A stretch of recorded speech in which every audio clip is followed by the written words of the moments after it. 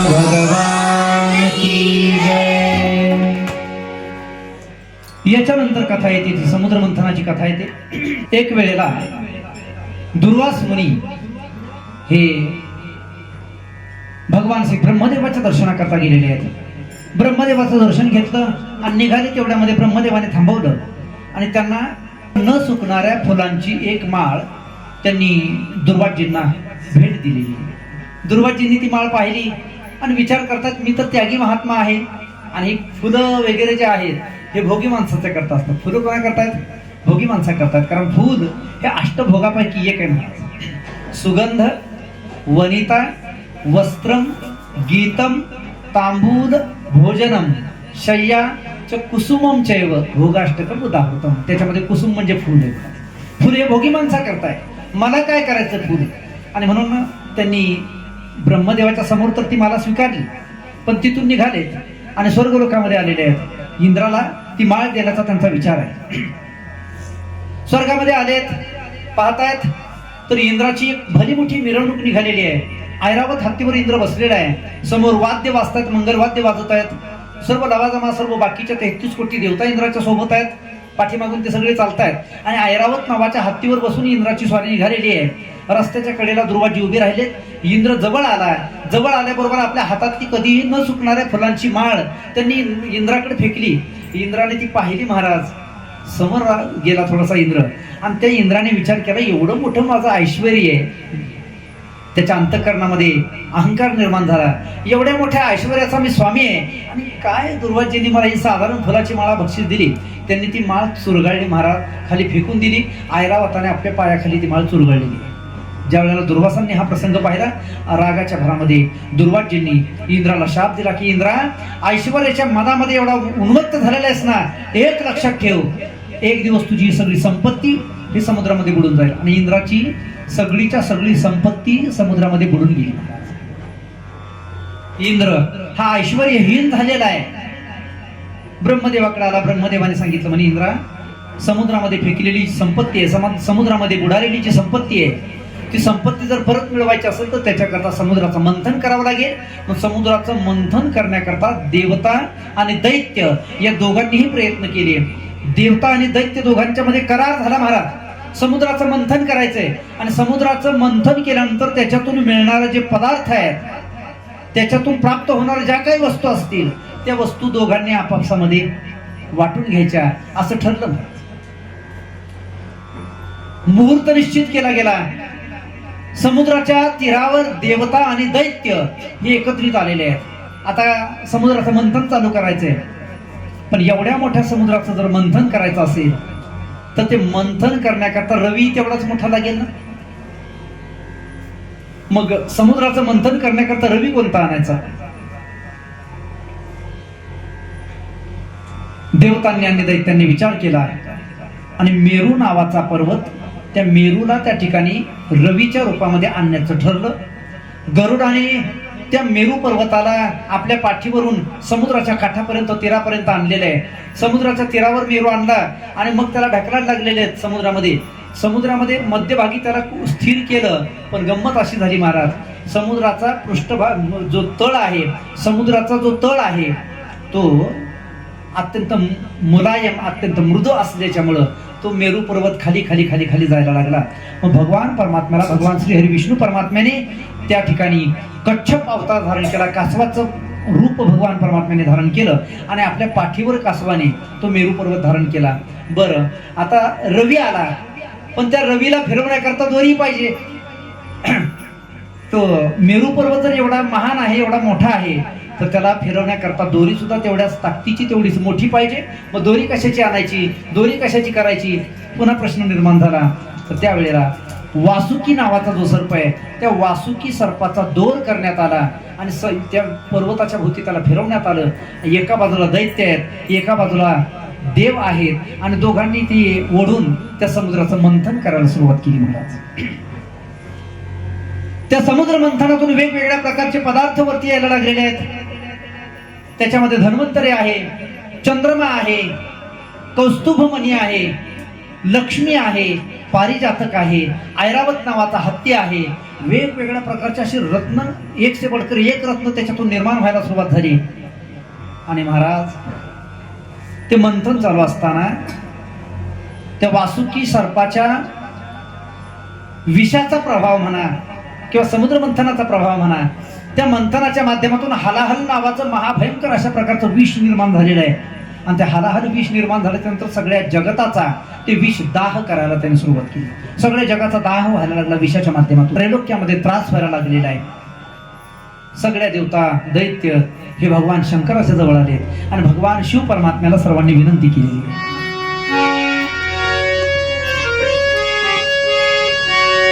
शिव नाम से है जगत में उजाला, शिव नाम से है जगत में उजाला, शिव भक्तों के हैं मन में शिवाला, मन में शिवाला. मेरे शंकरा भोलेनाथ,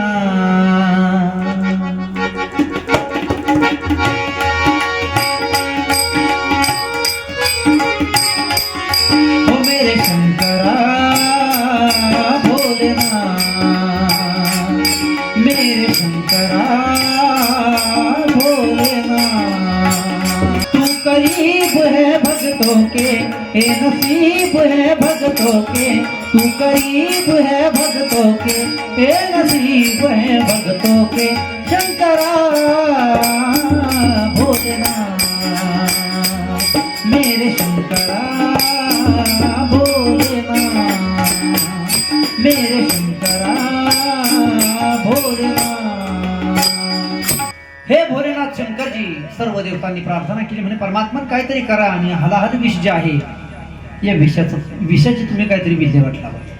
भगवान शिव परमात्म्याने ते विष पिऊन घेतलं. महाराज भगवंताचा रंग जो आहे ना, भगवान शंकराचा रंग कसा आहे? निळा नाही. भगवान शिव परमात्म्याचा रंग हा सफेद आहे महाराज, सफेद. कापरासारखा सुंदर गौर वर्णाचे भगवान शिव परमात्मा आहे. आरतीच्या नंतर आपण तो नेहमी श्लोक म्हणत असतो, कर्पूर गौरम करुणावतारम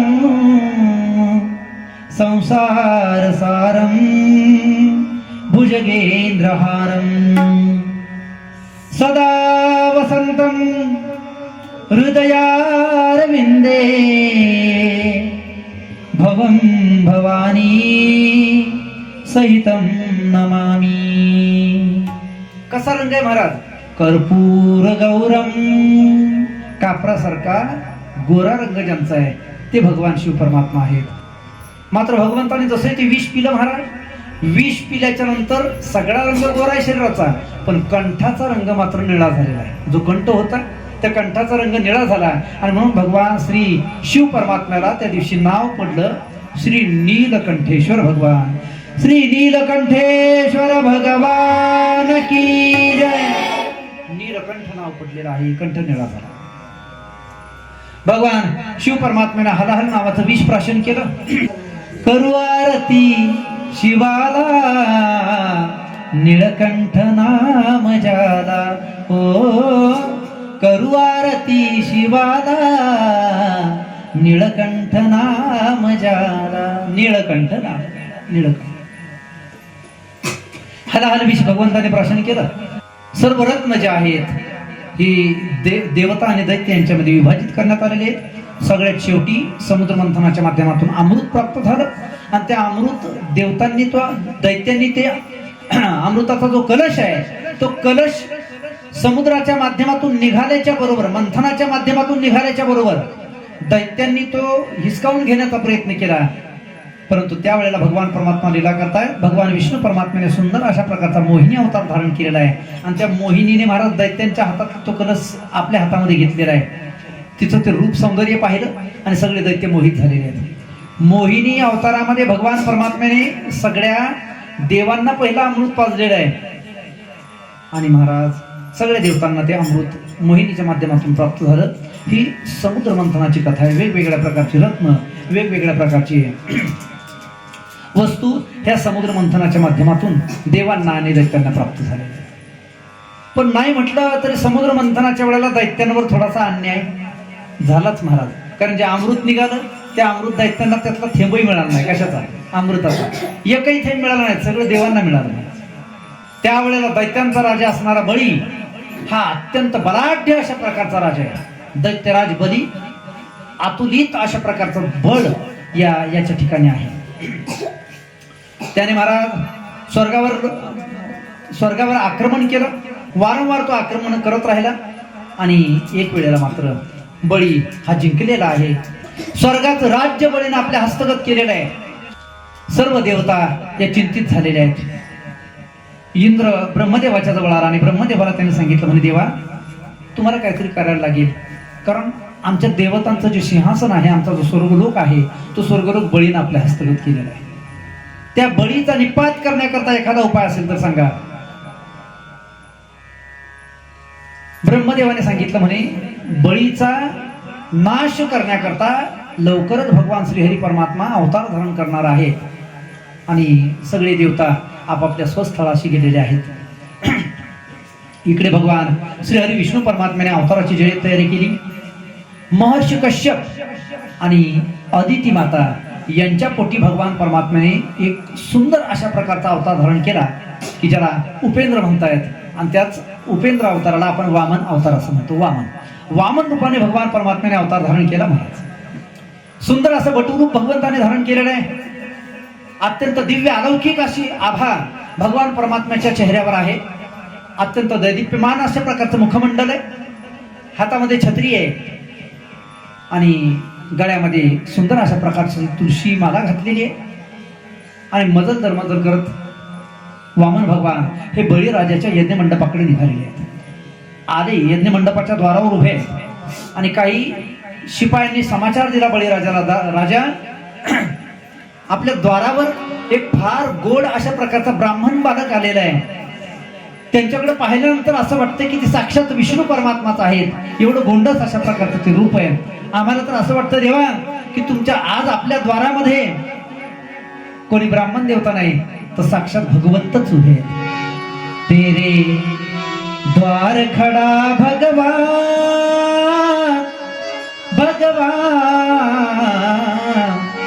तेरे द्वार खड़ा भगवान भगत भर दे रे जोनी भगत भर दे जोनी तेरे द्वार खड़ा भगवान भगत भर दे रे जोनी भगत भर दे जोनी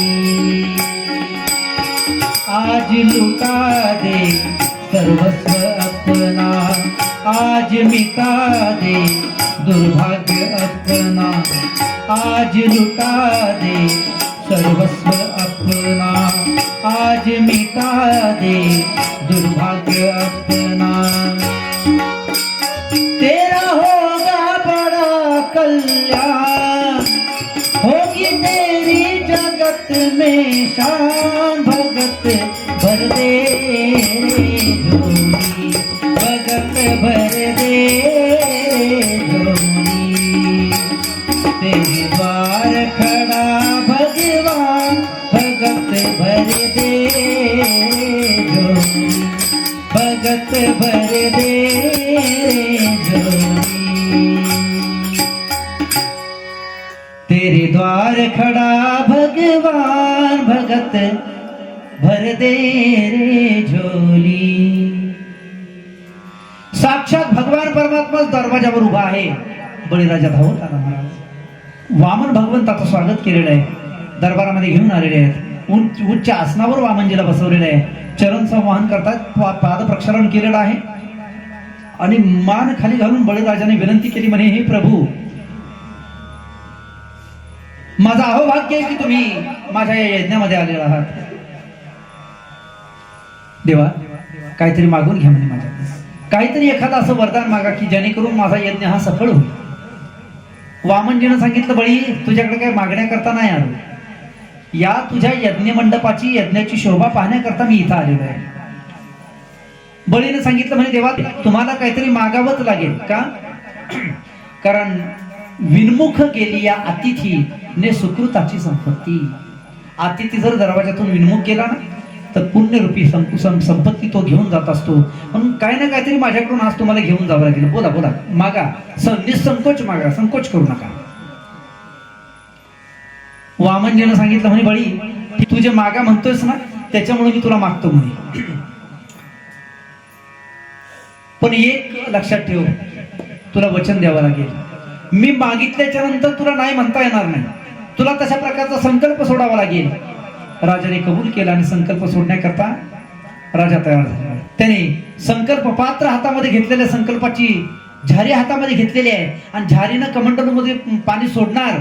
त्या वड्यामध्ये दैत्य गुरु शुक्राचार्य तिथं आले. शुक्राचार्याने सांगितलं, म्हणे राजा अरे काय करतोस हे, म्हणे तू ज्याला दान द्यायला लागलायस ना तो कोणी सामान्य ब्राह्मण पुत्र नाही, तो साक्षात महाविष्णू आहे. आणि आज तो तुला तुझं संपूर्ण राज्य वैभव हे लुटून नेण्याकरता या ठिकाणी आलेला आहे. बळीराजाने सांगितलं, म्हणे गुरुवर्य जर असं असेल ना, साक्षात भगवंत जर मला आज काहीतरी मागण्याकरता इथं आला असेल तर हे माझं अवभाग्य आहे. कारण सगळे जगाने ज्याच्या समोर हात पसरावेत तो भगवंत जर माझ्या समोर हात पसरत असेल तर हे माझ्या भाग्याची परमसीमा आहे. मागू द्या मला त्यांनी काही, माझा प्राण जरी मागितला तर मी तोही द्यायला तयार आहे.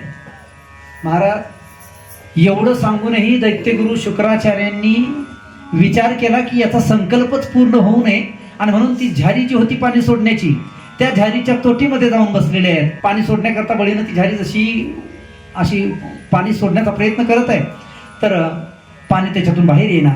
त्याला वाटलं याच्यामध्ये काहीतरी अडकलेलं आहे, म्हणून एक दर्भाची काडी घेतली आणि दर्भाची काडी त्या तोटीमध्ये खुपसल्याबरोबर काय प्रकार घडला जगद्गुरु तुकाराम महाराजांनी वर्णन केलेलं आहे. आडला म्हणून फोडिएला डोळा, आडला म्हणून फोडिएला डोळा, बळीने आंधळा शोक केला, बळीने आंधळा शोक केला. आडला म्हणून फोडिएला डोळा, आडला म्हणून फोडिएला डोळा, बळीने आंधळा शोक केला, बळीने आंधळा शोक केला. आड आला म्हणून फोडिएला डोळा, बळीने आंधळा शुक्र केला. महाराज वर्णन करतायत, दर्भाची काडी घातली आणि शुक्राचार्यांना आंधळ केलेलं आहे. काही लोक म्हणतील महाराज आपल्या गुरुच्या बाबतीत असं जर एखाद्याने केलं तर त्याला पाप नाही का लागणार? पाप लागतं महाराज. जो गुरुचा द्वेषी आहे, जो गुरुचा द्रोही आहे त्याला नक्कीच पाप लागत असतं. पण एखाद्या वेळेला गुरु जर भगवंताच्या आणि आपल्यामध्ये येत असेल, जर अडथळा निर्माण करत असेल तर अशा गुरुचं नाही ऐकलं तरी चालतं असं शास्त्राचं वचन आहे महाराज. अशा गुरुचं नाही जरी ऐकलं तरी काय हरकत नाही. तो जर भगवंताच्या आणि आपल्यामध्ये येत असेल तर अशा गुरुचं ऐकू नका म्हणतात. न मानावे ते ऐसे गुरुचे वचन जेने नारायण अंतरे. बळीने शुक्राचार्यांना आंधळे केलेलं आहे आणि मग संकल्प सोडला गेला. वामन भगवंताने सांगितलं, म्हणे बळी मला तुझ्याकडून जास्त काही नको, फक्त 3 पग भूमी मला पाहिजे. मी माझ्या पावलांनी 3 पावलं मोजून घेणार, 3 पावलं मोजून घेणार, तर 3 पावलं भूमी मला पाहिजे म्हणे फक्त. आणि बळीने सांगितलं, देवा अरे याच्यापेक्षा काहीतरी जास्त मागून घ्या. वामन भगवंताने सांगितलं, राजा अगोदर एवढंच तुला देणं होते का ते पहा. मी माझ्या पावलानं 3 पावलं आता मोजून घ्यायला सुरुवात करतो. आणि भगवंताने महाराज जे विराट अशा प्रकारचं रूप धारण केलेलं आहे, पाय मृत्यू लोकामध्ये आहेत तर मस्तक स्वर्गाला टेकलेलं आहे. विराट भयंकर अशा प्रकारचं स्वरूप भगवान वामनजीनं त्या ठिकाणी धारण केलं आणि एका पावलामध्ये स्वर्ग मृत्यू पाताळ 3ही पादाक्रांत करून टाकली. दुसरं पाऊलच ठेवायला जागा नाही. बळीने ते पाहिलं महाराज. गुरुजींनी सांगितलेलं वचन त्याला आठवलं आणि बळी विचार करतो की बस आता माझं सगळं संपलेलंच आहे, पण मी माझं सत्व मात्र संपू देणार नाही, सत्व मात्र सरू देणार नाही. बळीने सांगितलं म्हणे देवा, एक पग भूमी राहिली ना, माझं मस्तक आहे, माझ्या मस्तकावर पाय ठेवा. महाराज बळीनं खाली मान घातलेली आहे. वामन भगवंताने आपला पाय बळीच्या मस्तकावर ठेवला. आता भगवंताचं कोणतंही अंग असलं पण ते जर आपल्या शरीराला लागत असेल तर कृपा नाही तर काय महाराज. देवाचा पाय जरी आपल्याला लागला तरी ती काय, ती एक प्रकारची कृपाच आहे. बळीला पाय लागला तर बळीच्या जीवनामध्ये भगवंताच्या कृपेचा वर्षाव झालेला आहे. आणि भगवंताने काय कृपा केली महाराज बळीवर. बळीनं काय साधना केली महाराज. कोणतेही जप तप कर्म कोणत्याही प्रकारची साधना नाही. बळीची साधना एकच आहे, आत्मनिवेदन. तुका म्हणे बळी, तुका म्हणे बळी, तुका म्हणे बळी, तुका म्हणे बळी.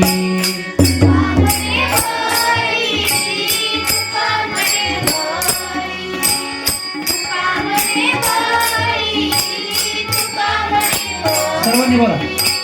तुका म्हणे बळी, तुका म्हणे बळी, तुका म्हणे बळी, तुका म्हणे बळी.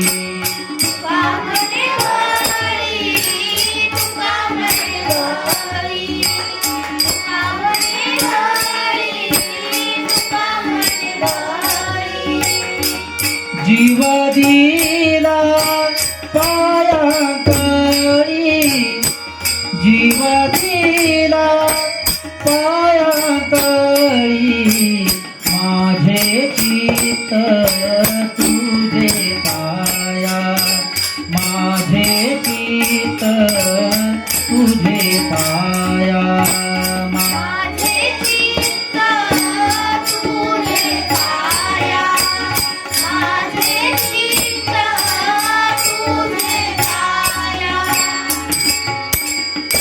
तुका म्हणे बळी, जीव दिला पाया तळी.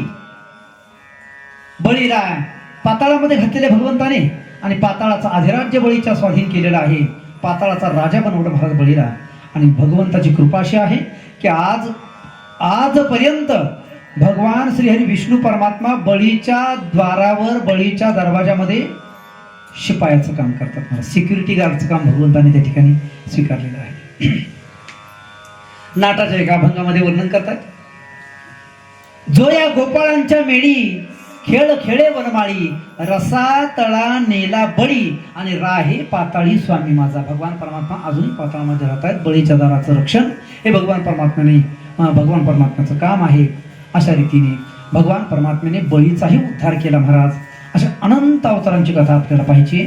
श्री राधे गोपाल भज मन श्री राधे, श्री राधे गोपाल भज मन श्री राधे. श्री राधे गोपाल भज मन श्री राधे, श्री राधे गोपाल भज मन श्री राधे. श्री राधे गोपाल भज मन श्री राधे.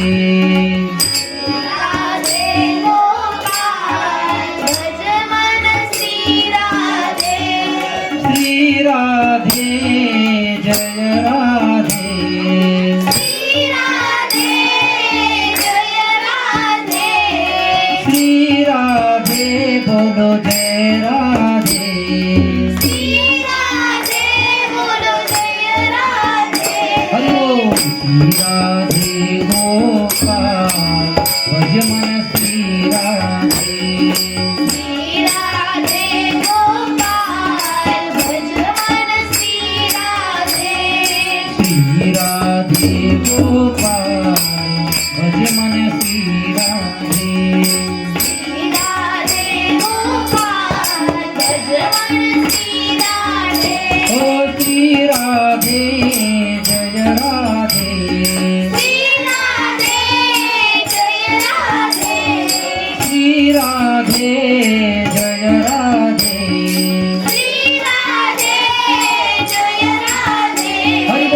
श्री राधे गोपाल भज मन श्री राधे श्री राधे गोपाल भज मन श्री राधे श्री राधे गोपाल भज मन श्री राधे श्री राधे गोपाल भज मन श्री राधे गोपाल कृष्ण भगवान की जय. अनंत करुणा निधान भगवान श्री कृष्ण परमात्म्याचं लीला आपण पाहत आहोत. अनंत अवतार घेऊन भक्तांचं रक्षण करण्याकरता वेगवेगळ्या अवतारांच्या माध्यमातून भगवंताने भक्तांचं रक्षण आणि दुर्जनांचा संहारही केलेला आहे. आपण पाहिलं वामन अवताराच्या माध्यमातून भगवंताने बळीला पाताळामध्ये घातलेले आहे.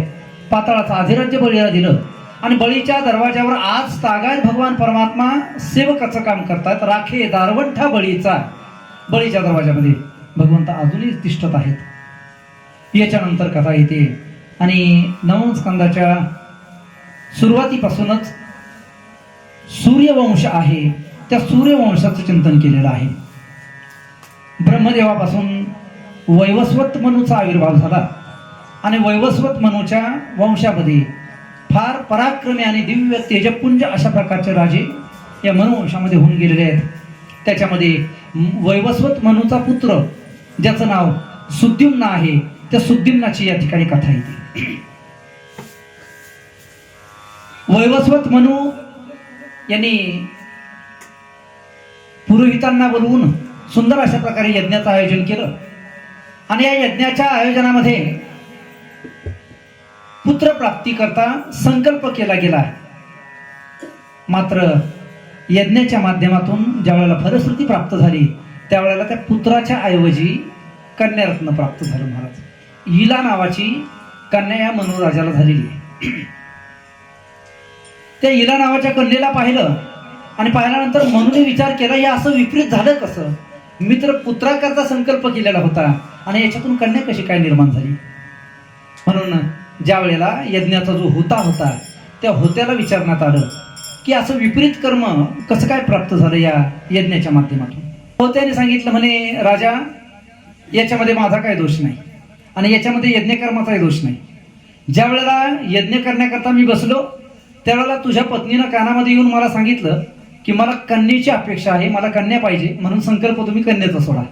मग तुझ्या पत्नीचं मला ऐकावं लागलं आणि संकल्प कन्येचं सोडल्यामुळं इला नावाची कन्या यज्ञाच्या माध्यमातून प्राप्त झाली. पण राजा काही काळजी करू नको, मी माझ्या तपश्चर्येच्या जोरावर या कन्येचंच पुन्हा पुरुषामध्ये रूपांतर करून देईल म्हणे तुला. तपश्चर्येचं सगळं पुण्य त्यांनी पणाला लावलेलं आहे आणि त्या इला नावाच्या कन्येचं रूपांतर हे सुद्युम्न नावाच्या पुरुषामध्ये केलेलं आहे. सुद्युम्न फार पराक्रमी अशा प्रकारचा राजा होता.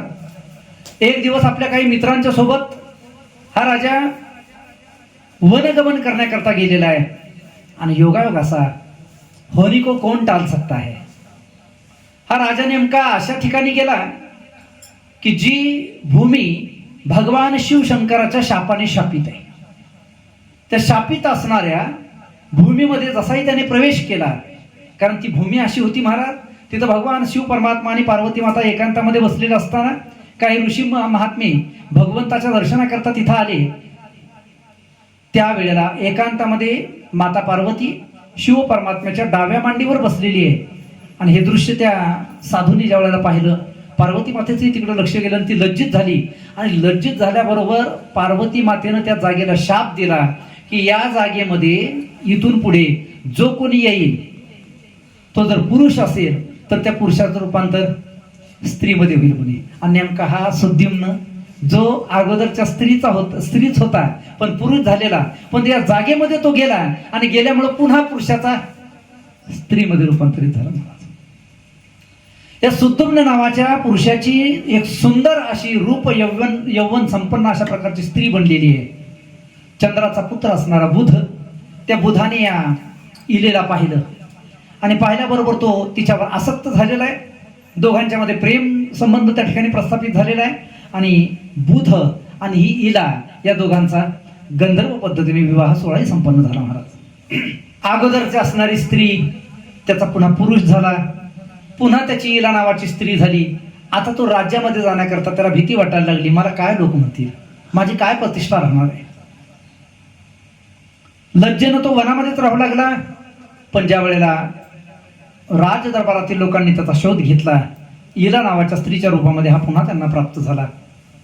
भगवान शिव परमात्म्याची आराधना केली गेली आणि भगवान शंकराला प्रसन्न झाले. भगवान शिव परमात्मा प्रसन्न झाल्याच्या नंतर भगवंताने आशीर्वाद दिला की ही जी कन्या आहे इला नावाची, माझ्या आशीर्वादाने ही 1 महिना पुरुष राहील म्हणे आणि 1 महिना स्त्री राहील. 1 महिना पुरुष आणि 1 महिना स्त्री राहील म्हणे. आणि 1 महिना हा सुदुम्न्याच्या रूपामध्ये राहायला लागला आणि 1 महिना इलेच्या रूपामध्ये, स्त्रीच्या रूपामध्ये राहायला लागला. पण ही अशा 2 रूपामध्ये विभक्त होत असल्याच्यामुळे प्रजेमध्ये या सुद्युम्न नावाच्या राजाची ख्याती काय चांगली पसरली नाही महाराज.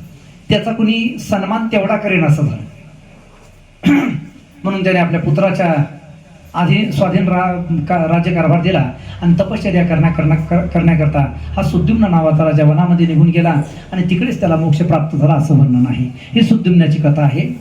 मनु वंशामध्ये झालेली हे राजे लक्षात घ्या. त्याच्यानंतर शर्यती नावाचा, शर्यातील मानव राजा, हा शर्यती नावाचा अत्यंत बलिष्ठ अशा प्रकारचा राजा या मनु वंशामध्ये जन्माला आलेला आहे. याची एक कन्या होती महाराज, सुकन्या हे तिचं नाव आहे त्या कन्याचं. एक दिवस त्या सुकन्येला या शर्यती राजाने सोबत घेतलं. तिच्या काही मैत्रिणी सोबत आहेत, काही सैन्य फौजफाटा सोबत घेतला आणि जंगलामध्ये वनगमन करण्याकरता गेलेले आहेत. जंगलामध्ये फिरत असताना एक सुंदर अशा प्रकारचा आश्रम त्यांना त्या ठिकाणी पाहायला मिळाला. त्या आश्रमामध्ये कोणीच नाहीये, निर्जन अशा प्रकारचा आश्रम आहे, परंतु आश्रम मात्र स्वच्छ आहे.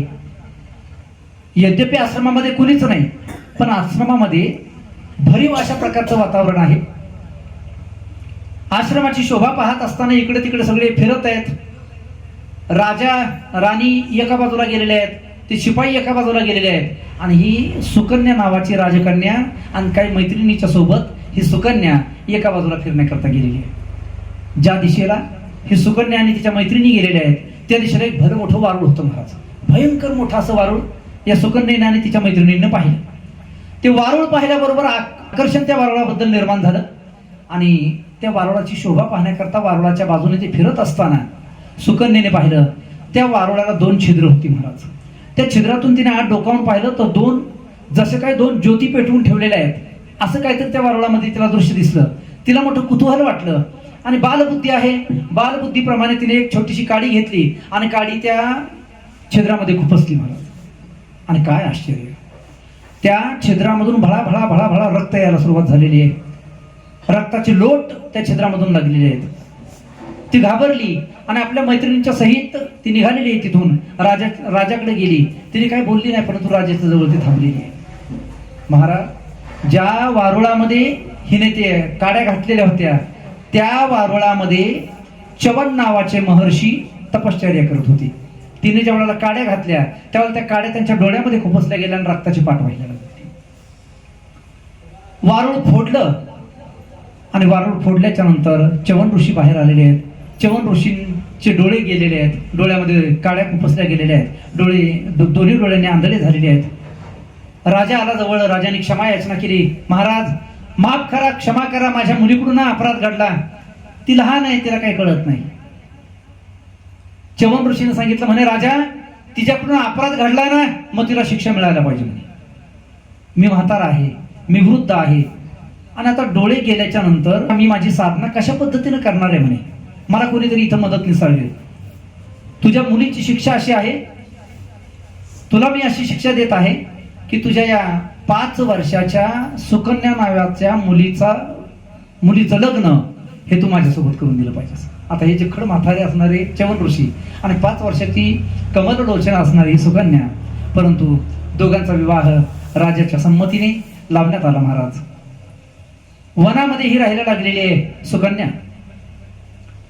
कालांतराने अश्विनी कुमार त्या ठिकाणी आलेले आहेत आणि अश्विनी कुमारांनी या दोघांच्याकडे पाहिलं. ऋषीवर्य म्हातारे आहेत, वृद्ध आहेत आणि ही कन्या मात्र अत्यंत तरुण आहे. अश्विनी कुमारांनी कृपा केली आणि हे जे च्यवन ऋषी आहेत त्या च्यवन ऋषींना त्यांनी चीर अशा प्रकारचं तारुण्य प्रदान केलेलं आहे. त्याच्या बदल्यामध्ये च्यवन ऋषीने एक यज्ञ केला आणि त्या यज्ञामध्ये देवतांच्या सोबत अश्विनी कुमारांनाही त्यांनी हवीरद्रव्य अर्पण केलेलं आहे.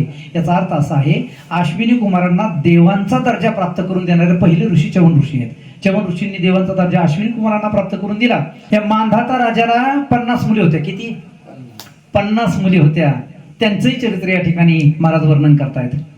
याच मांधाता नावाच्या राजाच्या नगरीमध्ये एक सौभरी नावाचे ऋषी, त्यांची तपश्चर्या चाललेली आहे आणि यांची तपश्चर्या एवढी आगाध आहे महाराज. सौभरी ऋषीने 10,000 वर्ष पाण्यामध्ये तपश्चर्या केली, 10,000 वर्ष जमिनीवर तपश्चर्या केली आणि 10,000 वर्ष आकाशामध्ये आधांतरी राहून तपश्चर्या केली. 30,000 वर्षांच्या तपश्चर्येचा सौभरी ऋषींचा इतिहास आहे. ज्या वेळेला पाण्यामध्ये त्यांची तपश्चर्या चाललेली होती, माशांना खाण्याच्या करता गरुड येत होता. विष्णूचं वाहन गरुड मासे खाण्याकरता त्या ठिकाणी येत होता. एक दिवस तपश्चर्या चालू आहे आणि गरुडाने झडप घेतली, 2-3 मासे त्याने पकडले. पकडल्याबरोबर ते पाहिलं आणि सौभरी ऋषींना वाटलं, अरे ह्या मुक्या प्राण्यांवर असे प्रसंग काय आहेत, या माशांच्या जीवनामध्ये पुन्हा कोणतं दुःख प्राप्त व्हायला नको. म्हणून सौभरी ऋषींनी गरुडाला शाप दिला की या यमुना नदीचा हा जो भाग आहे, इथं जर गरुड कधी आला त्याला मृत्यू प्राप्त होईल. तो जो दोह आहे, कालिया दोह म्हणून पुढे तो दोह जो आहे हा प्रसिद्धीला आलेला आहे.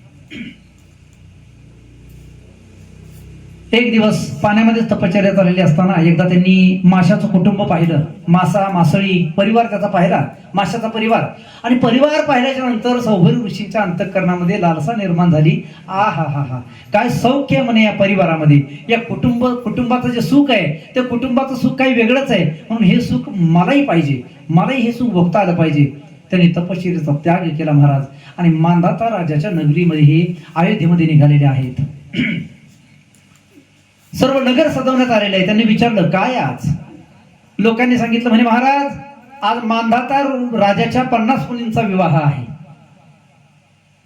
सौभरी ऋषी राजाकडे गेले आणि राजाला त्यांनी सरळ सरळ गेल्यानंतर त्यांनी मागणी घातली, म्हणे हे पहा राजा, तुझ्या मुलींच्या बरोबर मला विवाह करायचा आहे.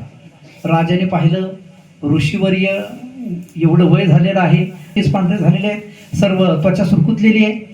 एवढ्या जखड म्हाताऱ्याला आपल्या पोरी जर द्यायच्या म्हटल्या तर त्याच्यापेक्षा त्यांना विहिरीत ढकललेलं चांगलं. एवढ्या जखड म्हाताऱ्याला कोण मुली देईल महाराज? पण नाही म्हणायची ताकद होत नाही, कारण 30,000 वर्षांची तपश्चर्या आहे. याला जर नाही म्हणावं तर हा जाळून भस्मसात करेल म्हणे. मग काय करावं? राजाने एक युक्ती काढली, राजाने एक विचार केला आणि सौभरी ऋषींना त्यांनी सांगितलं, म्हणे महाराज मी लग्न करून द्यायला तयार आहे, पण माझी एक अट आहे. माझ्या या 50 मुली आहेत, या 50ही मुलींच्या समोरून तुम्ही एकदा जाऊन या. जी मुलगी तुम्हाला पसंत करेल तिच्याबरोबर मी तुमचा विवाह लावून देईल. कारण राजाला माहिती एकही मुलगी यांना कोण पसंत करणार आहे. पण सौभरी ऋषी तपश्चर्याची ताकद आहे महाराज. तपश्चर्याच्या बलावर असं दिव्य आणि मनमोहक रूप त्यांनी धारण केलं महाराज की त्या 50च्या 50ही मुलींनी यांना पसंत केलं आणि 50 मुलींचा विवाह हा सौभरी ऋषींच्या बरोबर लावण्यात आलेला आहे. 50 मुलींची विवाहबद्ध झाले. बऱ्याच वर्षापर्यंत संसार केला, परंतु भोगे घडे त्याग, त्यागे अंगा येती भोग. भोगाचा अतिरेक झाला आणि अंतःकरणामध्ये त्यागाची भावना निर्माण झाली. आणि एक दिवस ते एकांतामध्ये बसून सौभरी ऋषी विचार करतायत, अरे काय माझ्या आयुष्याचं हे पतन झालं म्हणे. 30,000 वर्ष तपश्चर्या केलेला मी तपस्वी, परंतु एका माशाचा परिवार पाहिला आणि माशाचा परिवार पाहिल्याच्या नंतर माझ्या अंतःकरणामध्ये अशा प्रकारचा विचार आला, धिक्कार असो माझ्या या सांसारिक जीवनाचा. आणि पुन्हा त्यांनी या सांसारिक जीवनाचा त्याग करायचा ठरवलं. त्या 50 पत्न्यांना त्यांनी बोलावलं आणि त्यांच्यासमोर हात जोडले. त्यांना सांगितलं, हे पहा माझ्याकडून फार मोठा अपराध झाला आणि मी खरं तर तपस्वी असणारा, परंतु संसारिकांचा संग केला आणि संसारिकाच्या संघामुळे माझं हे पतन झालेलं आहे. माझी अशी इच्छा आहे की आता मी वनगमन करावं. त्या 50 स्त्रियांनी सांगितलं, म्हणे स्वामी तुम्ही जर वनगमन करत असाल तर जिथं तुम्ही आहेत तिथंच आमचा स्वर्ग आहे, आम्ही तुमच्यासोबत वनगमन करण्याकरता येणार. सुंदर अशा प्रकारचा आश्रम प्रस्थापित करून त्या ठिकाणी दीर्घकालीन अशा प्रकारचं पारमार्थिक जीवनाचा उपभोग या सर्वांनी घेतलेला आहे. सौभरी ऋषींचं हे दिव्य चरित्र आहे महाराज. या चरित्राच्या माध्यमातून आपल्याला एक शिकवण अशी मिळते की तपश्चर्या किती केली, कशी केली याला महत्व नाही, पण त्या तपश्चर्याचं फळ काय आहे, त्या तपश्चर्याचा उपयोग आपण कुठल्या ठिकाणी करतो याला फार मोठी किंमत आहे. आपण करत असणारी साधना ही परमार्थाला पोषक असणं आवश्यक आहे. ती जर व्यवहाराला पोषक व्हायला लागली तर ती साधना मातीमोल आहे महाराज. 30,000 वर्षांची तपश्चर्या जर व्यवहाराला पोषक व्हायला लागली तर काय त्या तपश्चर्याचा उपयोग आहे. ती जर परमार्थाला पोषक झाली तर ती खऱ्या अर्थानं तपश्चर्या आहे. म्हणून या गोष्टीच्या माध्यमातून ही शिकवण आपल्याला या ठिकाणी प्राप्त होते.